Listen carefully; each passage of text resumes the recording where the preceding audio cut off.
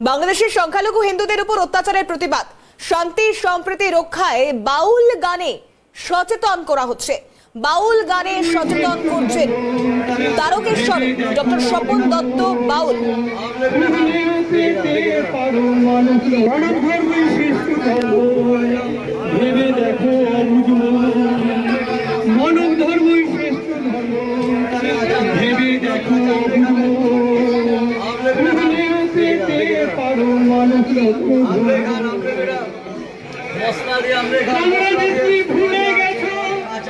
বাংলাদেশের উত্তাল পরিস্থিতি, উদ্বুদ্ধ অবস্থা এবং সেখানে শান্তি সম্প্রীতি সুরক্ষা সমস্ত কিছুর প্রয়োজনীয়তা রয়েছে।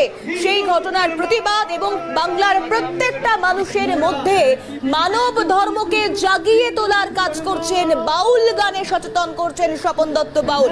স্টেশনে স্টেশনে ট্রেনে ট্রেনে তিনি প্রত্যেকের কাছ অবধি সেই শান্তি সুরক্ষা সম্প্রীতির বার্তা পৌঁছে দেওয়ার চেষ্টা করছেন। সুভাষ আমাদের প্রতিনিধি এই মুহূর্তে আমাদের সঙ্গে সরাসরি রয়েছে, আমি সুভাষের কাছে যাব। সুভাষ,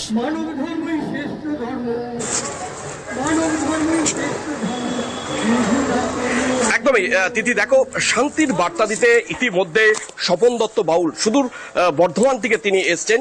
শুধু তারকেশ্বর না, বিভিন্ন তীর্থক্ষেত্রে আমরা এর আগেও দেখেছি যে বিভিন্ন তিনি তারাপীঠ সহ বিভিন্ন জায়গায় তিনি এই শান্তির বার্তা দিচ্ছে। তুমি জানো যেভাবে হিন্দু এবং মুসলিমদের ওপর যেভাবে অত্যাচার নামিয়ে এনেছে বাংলাদেশ, তারই প্রতিবাদ স্বরূপ তিনি কিন্তু শান্তির বার্তা দিতেই মূলত তারকেশ্বর শৈবতীর্থ তারকেশ্বর মন্দিরে এসেছেন। পাশাপাশি এখান থেকে তিনি চলে যাবেন আরামবাগে, এমনটাই কিন্তু তিনি জানিয়েছেন। তিনি পরিষ্কারভাবে জানিয়েছেন যাতে ভেদাভেদ ভুলে শান্তিতে যাতে বাস করে, তিনি ঐক্যের বার্তা দিয়েছেন। তিনি নজরুলকে টেনে এনে বলেছেন মোরা একই বৃন্তে দুটি কুসুম হিন্দু মুসলমান। তিনি এই স্বরূপভাবেই তিনি এগিয়ে যাচ্ছেন এবং প্রত্যেককে জানাচ্ছেন যে আপনারা শান্তি বজায় রাখুন। বাংলাদেশে যেভাবে হিন্দুদের প্রতি তুমি জানো ইসকনের মন্দির থেকে আরম্ভ করে যেভাবে ভাঙচুর করা হয়েছে, তারই প্রতিবাদে কিন্তু তিনি সরব হয়েছেন এবং পাশাপাশি সংখ্যালঘুদের ওপর যেভাবে অত্যাচার করা হচ্ছে তারই প্রতিবাদে তিনি বার্তা দিচ্ছেন বিভিন্ন গানের মাধ্যমে। আমরা শুধু দেখেছি যে স্বপন দত্ত বাউলকে শুধু তারকেশ্বর ট্রেন থেকে তিনি যখন নামলেন, ট্রেনের মধ্যেও তিনি গান করছেন। পাশাপাশি ট্রেন থেকে নেমে তিনি স্টেশন চত্বর সহ মন্দির চত্বর সহ রাজবাড়ি এলাকা সহ বিভিন্ন জায়গায় তিনি গানের মাধ্যমে সাধারণ মানুষকে বাহবা দিচ্ছেন এবং তার পাশাপাশি এলাকার যারা সাধারণ মানুষ তারাও কিন্তু জানাচ্ছেন যে স্বপন বাবু যে উদ্যোগ নিয়েছেন এই উদ্যোগকে আমরা সাধুবাদ জানাচ্ছি। কারণ যেভাবে বাংলাদেশ যেভাবে উত্তপ্ত হয়েছে তাতে করে যাতে শান্তির বার্তা শান্তি বজায় থাকে তিনি এই দিকটাই বলতে চাইছেন। আপাতত ধন্যবাদ জানাবো। স্বপন দত্ত বাউল তিনি কি বলছেন শোনাবো এবং তার পাশাপাশি তার এই উদ্যোগকে কিভাবে দেখছেন স্থানীয় মানুষজন, শোনাবো তাদের প্রতিক্রিয়া। দেখুন, বাংলাদেশে যেভাবে সংখ্যালঘুদের উপর অত্যাচার হচ্ছে, আমি সকল সংখ্যালঘুদের জন্য বলছি কেউ কোথাও কোনো সংখ্যালঘুর উপর অত্যাচার করবেন না, বাংলাদেশকে বলছি। কারণ কাজী নজরুল ইসলাম বলে গিয়েছিলেন মোরা একই বৃন্তে দুটি কুসুম হিন্দু মুসলমান।